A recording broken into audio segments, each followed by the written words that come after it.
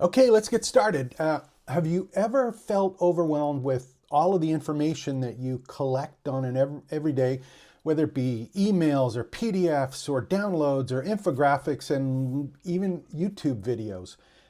If you want to stick around, what I'm going to do is I'm going to show you two cool new tools, AI tools that are going to allow you to stop collecting information and curating information.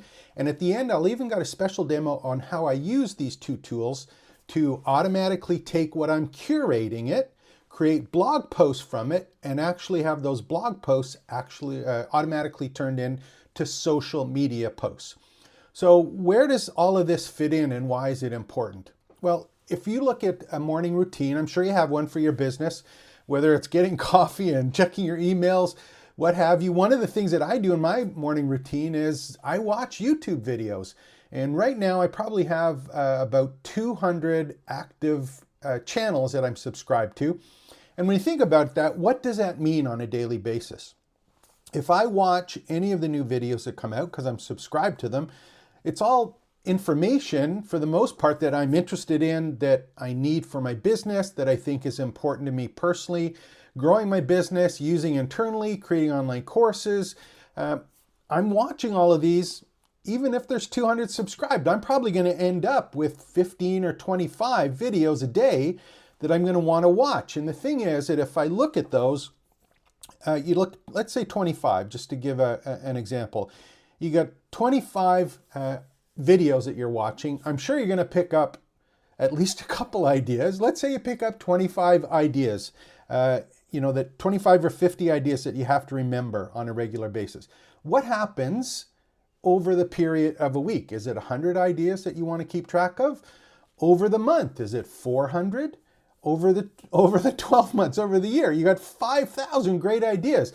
And you're thinking, I'm collecting all this information, but really what I want to do with it, it's not going to get easier. You're going to have more people that you subscribe to. You're going to have more information. You're going to have stuff that's you've collected, and it's somewhat related to stuff that you may have already watched. You're trying to organize all this. You got a couple options. When you're collecting it, some people use a tool like Notion, for example, or Obsidian is another one. And that's a really, really great way to organize the information that you've collected. You may create mind maps like I do all the time. When you watch a video and you try and pick out the key points and you build a mind map that collect it together so you can remember it and understand how it fits together, and whether that's one video that you've watched, which takes some time, or the 5 videos that you watched in your morning routine, or the 15 videos that you may have watched during the business day, let alone the PDFs and all the stuff that you've downloaded. So you get completely overwhelmed, and it's not going to get any easier. And if you don't do it, you're going to get left behind.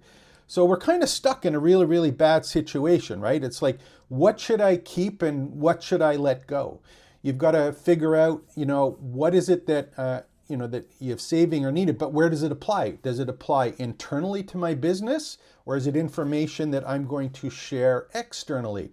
You're probably thinking, do I really want to share it with my community as something that I can productize or turn into information that's part of my business, whether it be products or services or infographics or marketing material that I'm using? Can I use it somewhere in there?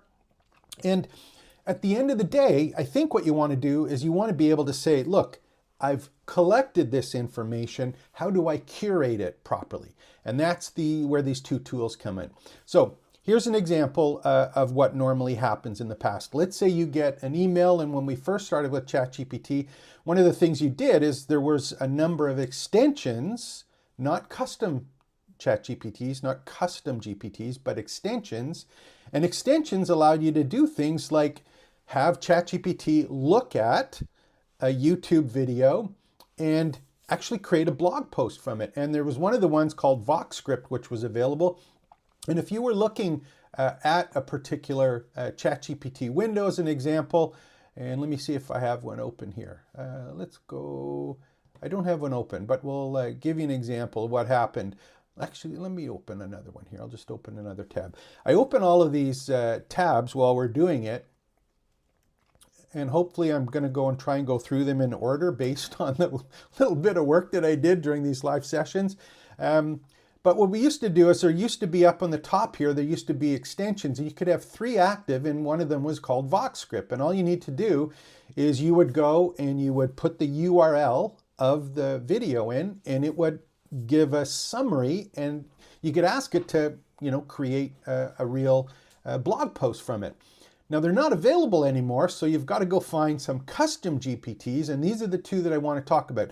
You can manually still go a prompt in, and summarize mentally or kind of figure out what it's about, cut and paste the transcript from the YouTube video, put it in and ask for a blog post or a summary of it.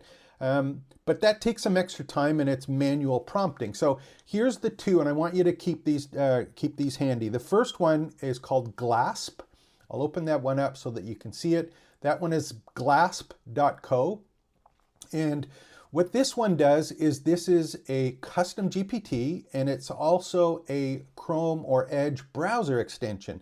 And what that means is you can actually use, up in the right-hand corner, for example, here, I've got a little button.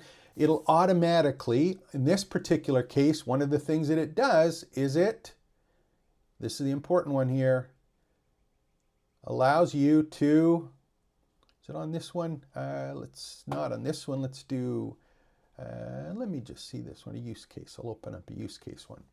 This one example, what I'm talking about on this one here, where did it go again? Oh, there it is. It's right at the top, my report. So what this one does is it allows you to, it'll go and actually watch the YouTube / read through the transcription, and it'll give you a 5-point summary, a detailed summary of what the video is about. And that's what this custom GPT does. You can go to any YouTube video, not only your own, but someone else's, and get the key points generated for you. Now, the other one that's available is one called TinaMind, and I'll put the links below to these. TinaMind does the same kind of thing, summarizes YouTube videos, extracts the key information from YouTube, and translates the video YouTube with subtitles. So you've got a position, you're in a position now where you're collecting information, but you're also being able to summarize it. And one of the cool things with both of these, especially this one here in GLASP, that's what I pulled up before, is they actually have tools that allow you to go directly from GLASP to Notion. So not only are collecting just regular information that you're doing manually, GLASP will automatically post the summaries to tools like Notion. Okay, so that's just some of the examples of ones that you can do. There's some existing tools there. You got GLASP, you got TinaMind, and you're probably going, okay, those are great. I want to summarize and get my points. What do they look like, and why would I bother using them? And that's what we're going to take a look at right now. One of the things that I highly recommend, and this is what I mentioned at the start, is if you're going to really use the information that you're collecting and curating, how can we use it to market our business? Well, this is one of the things that that I do and how I use it, and it's something that you might want to consider when you're thinking about how can I take my YouTube video that I've done, have it create a blog post, and have that blog post automatically post to social media. So let's go take a look at one of the videos that I have. So I did a video a little while ago. This one's AI tools for first-time online course creator, and it was one of the open tabs, and I took a look at two tools to create courses, AI tools that allowed you or helped you do that. So that was the video that was created. What I did with that video is I used one of the AI tools, like I just mentioned, had it create a summary of the video, and from there I posted a blog post. And in this case, we opened up the blog post, and this is the one that was there. So this video here became this blog post here. And you can see that I have the YouTube video that I did. It's embedded. I've got a featured image from it, and this text was generated by the GPT. So I've now got a blog post. I've got my embedded YouTube video. It's on my website. What happens now? We use another tool called Social Pilot. If you've got any kind of social media content management system, it should do the same thing. And we've got that set up that says if there's a new blog post on the website automatically post that information to all of these different social media platforms. So an example is we got here on blog post. Now if we go take a look at Facebook, it automatically got posted March 28th, and here now is the blog post. I didn't do this manually, it got done automatically just because I created a YouTube video, and that's the content I'm creating. And now we've got the social media post here, and here's the best part for marketers. Watch this. If I'm looking at Facebook and I've got the video on my website, the links that are being put in the Facebook posts or the Twitter posts or the LinkedIn posts, they're actually, if I click it, where does it go? It goes back to my website where I've now got potential customers who are on social media that are coming back to the video, to the blog post, and I'm not sending them directly to YouTube, they're coming back to me. So this is a part of a whole system that's going to give you the opportunity to really take advantage of, I'm creating a YouTube video, I'm creating content just like this one right now. And what we're going to do is we're going to use Glasp or Tenamind. Go sign up, they're free extensions. And it's actually going to allow you or quickly create a blog post where you can put the YouTube video, the social media posting service that you're using, one like we use, like Social Pilot, it automatically posts to social media. We don't have to do it. Now, I'll give you one example. I didn't show it. I'll do it right now. I had another YouTube video, and let's take a look at this one. Here's one here that we did. I did yesterday, actually, on Copy, which is another AI tool that's really great at writing or generating all sorts of different web copy for your business. This one here, I've got Copy. What I did is I installed the extension for, and this one was Glasp. And when you go and sign up, Glasp is a free account. You can go and do that. In the transcript and summary, you're going to see there's an extra icon here. It's also up in the extensions here, but in my YouTube account, you're going to see that there's an extra button here. And what this one does, it views or creates an AI summary from the transcript of the video that I've done. So when I click that, it goes and it generates 5 bullet points, the key summary from the transcription. So paste in the transcription.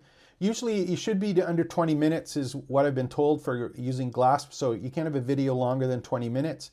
But in this case, it takes the transcription, puts it in, and now what it does is it takes the 5 key points or 5 bullet points and a description of it from the chat, or from the video, pardon me. So we've got it. What do I need to do now? It's here, and what I'm going to do is I'm just going to go and, you know what? I'm going to take it and I'm going to say, I want to generate an original blog post of 500 words using the information listed above. The content should be optimized for, we'll put that there, and I'm just going to copy this one. This is just a prompt that, a base prompt that we've used. Again, I'm just showing it for today. So in this one here, I've got my stuff, and I'm just going to go paste it in. Blog host using the information above, or we'll say the bullet points above.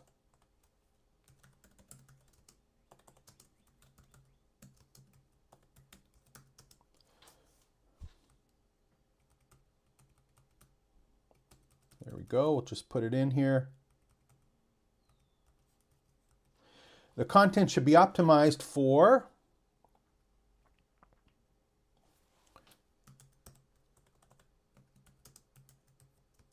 put in your keywords or a couple keywords.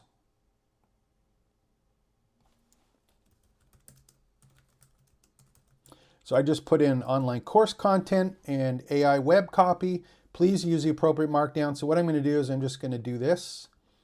And hopefully I haven't timed out on this account, but we're going to now get an actual, and actually on this one, I don't know if it will because I'm using the extension. There we go. Let's see what we get here. There we go. I've now got a blog post, and that's done for me. I can post it onto my website. So that's kind of how it works. You should play around with this, have some fun with it. If you want to find out more about how all of these fit together and what the advantages are of how you can automate your business and go from collecting to curating, this is a quick, easy process to follow. Again, I'll put the links below. If you haven't already joined trainingsites.io, please go and join the community. Like and subscribe, all of the great stuff. Hope you enjoyed this. This is James. We'll be back tomorrow with some of more of my open tabs. trainingsites.io. Take care. Expect the best.